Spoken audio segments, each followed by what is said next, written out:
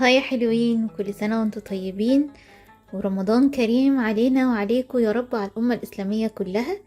النهاردة خلاص الحد إن شاء الله يا رب العالمين، أول سحور بقى في رمضان. فتعالوا كده يعني هظبط بقى حاجات. انتوا طبعا لو ملاحظين أنا ما عملتش تفريزات السنة دي رمضان، فمش عارفة على آخر وقت كان بصراحة ما كنتش هعمل. قررت ان انا اعمل الحاجات المهمة اللي انا بس بحتاجها، والحاجات اللي بحتاجها طول السنة اصلا، يعني مش رمضان بس. فالحاجات دي انا بعملها طول السنة. فهنعمل مع بعض كده شوية تظبيطات، حاجات تسهل علينا وقفة المطبخ.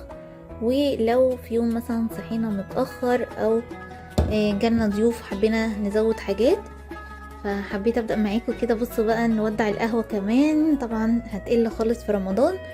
وحطيت تمر، وطلعت بقى اطقم رمضان الجميله بتاعتي. لو اول مره بتشوفوا القناه ما تنسوش تعملوا لايك وشير وسبسكرايب، وطبعا يعني ربنا يا رب يتقبل مننا كلنا الصيام والقيام ودعواتنا يا رب، ويكون شهر كله خير وبركه علينا وعلى الامه الاسلاميه كلها. تعالوا بقى اوريكم كده انا عملت ايه. هبدا اول حاجه هنا اعمل العصاج. انا بس سخنت طاسه كده وفرمت كمية بقى حلوة من البصل. انا هعمل 2 كيلو من العصاج. اشيل بس السكينة.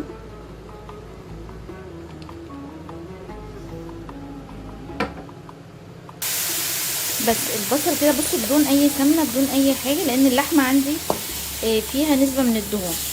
بس دقيقة كده يطلع بس الابخرة الزيادة اللي فيه دي، عشان ما يبقاش بيتعب القولون يعني. وهنزل باللحمة والبهارات بتاعتها. حطيت اللحم بقى والتوابل، حطيت قرفة، جوز الطيب، قرفة، ودي بهارات لحمة، وشوية جوز الطيب، ملح وفلفل وورق لورا. بس هقلب بقى لغاية ما تستوي ونطفي عليها ونسيبها تبرد، وابدأ احطها في الاكياس واشيلها. كده خلصت بقى العصاج وسبته برد وكيسته. بصوا انا بحاول اعمله يعني يكون لير كده مش تخين قوي عشان ما ياخدش مكان في الفريزر، وبعمله على قد الاكله يعني. ولو حبيت اطلع 2 اطلع احسن من بطلع كبير ويفك ويبقى كتير. فده مثلا على قد لو هعمل صينيه جلاش، هعمل مكرونه بشاميل، هعمل حاجه كده، فدول مظبوطين. هشيل دول في الفريزر. وتعالوا اوريكم تاني حاجه ما بستغنيش عنها خالص في رمضان او في اوقات العاديه كمان. يعني انا بوريه لكم النهارده ده انا بعمله في كل الاوقات مش عشان رمضان بس، طبعا رمضان هيسهل علينا كمان اكتر. هنا عندي طماطم قطعتها بس لو كبيره ل4/4، ولو صغنطوطه كده نصين، وحطها بس على النار هاديه خالص، مش حاطه معاها اي حاجه ولا ملح ولا سكر ولا ميه، هي تنزل ميتها وتستوي فيها. وبعد كده بقى يا في الخلاط يا بالهاند بلندر واضربها واشيلها.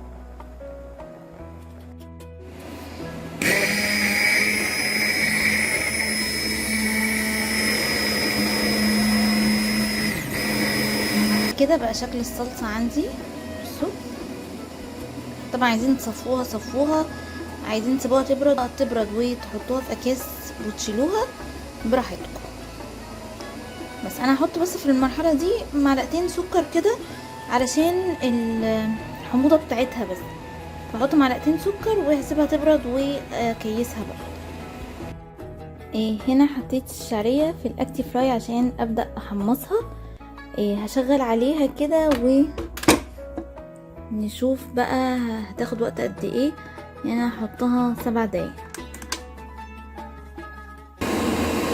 وهي طبعا بتقلب فانا مش هحتاج اقلبها كل شويه زي الاير فراي.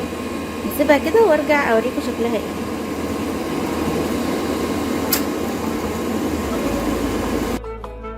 بصوا بقى الشعريه عندي هنا اتحمصت بدون ولا نقطه زيت، تحفه وطالعه كلها لون واحد يعني. بصوا كلها لون واحد طبعا يعني تحفه. هشيل بقى الشعريه اسيبها تبرد قبل ما احطها في البرطمان. طبعا دي بدون زيت او سمنه او كده، فعادي ان احنا نشيلها تاني في في المطبخ يعني مش في التلاجة، لكن طبعا لو بزيت لازم في المطبخ. اشيل الشعريه واحط بقى لسان عصفور.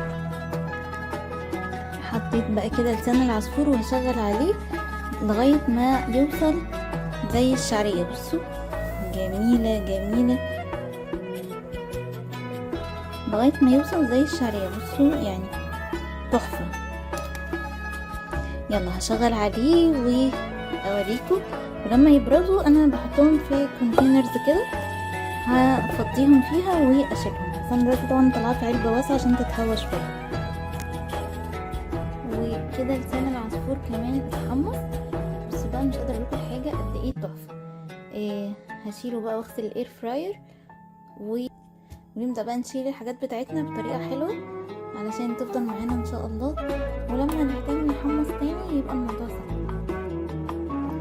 كده خلصت. بصوا الشعريه بعد ما بردت لونها طالع حلو جدا جدا جدا، وكمان لسان العصفور متحمص حلو قوي. وعملت الشربات، وهنا اكياس الطماطم. بس الحاجات دي بقى هشيلها كده، دول في المطبخ عادي وده في التلاجة ودول في الفريزر. يبقى كده الدنيا عندي ظبطت، ويبقى كده الدنيا عندي تمام. وحطيت العصاج كمان في الفريزر. فدول اكتر حاجات انا بستخدمهم وبسحبهم. ممكن بقى بكره كده او بعده اعمل بس زبادي.